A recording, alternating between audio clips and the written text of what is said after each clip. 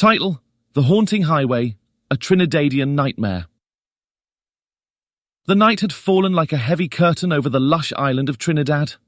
The air was thick with humidity, and the chorus of cicadas sang a haunting melody as Marcus gripped the steering wheel of his aging Toyota Corolla.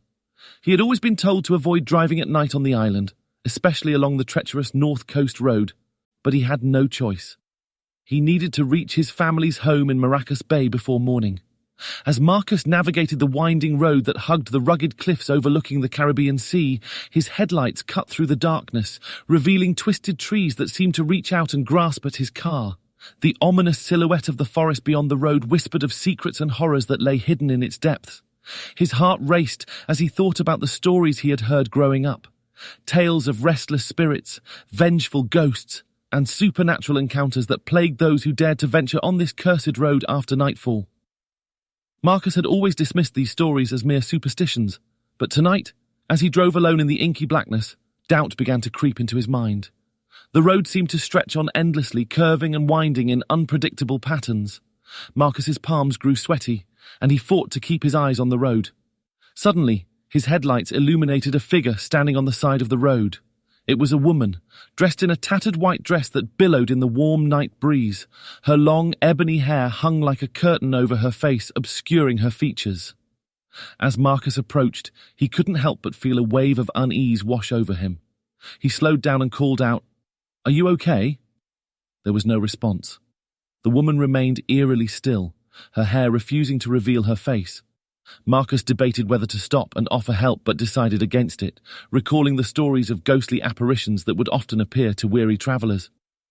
He pressed his foot on the gas pedal, eager to put some distance between himself and the unsettling encounter.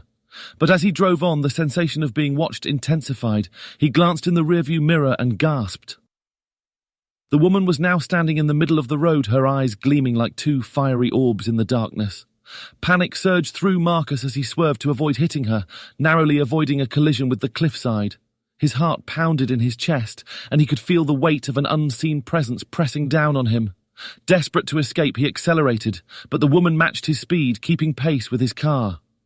The forest that lined the road seemed to come alive with eerie sounds, whispers, sighs, and distant cries.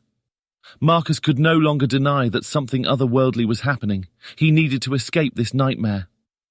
But no matter how fast he drove, the mysterious woman stayed with him, her haunting gaze never leaving him.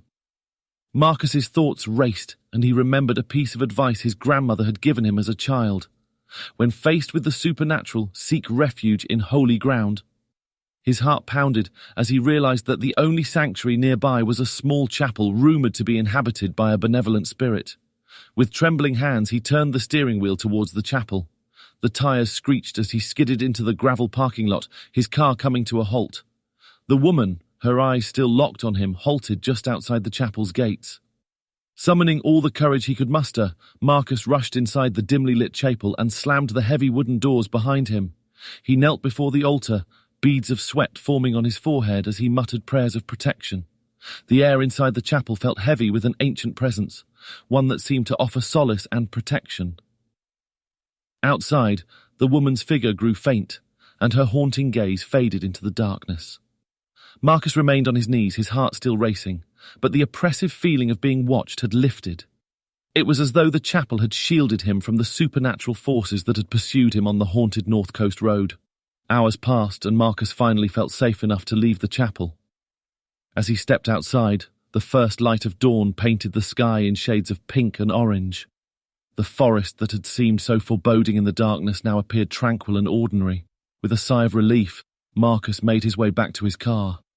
He couldn't explain the strange encounter he had just endured, but one thing was certain: he would never drive the North Coast Road at night again. As he drove away, the memory of the mysterious woman in white haunted him, a reminder of the chilling mysteries that lurked in the shadows of Trinidad's haunted highways.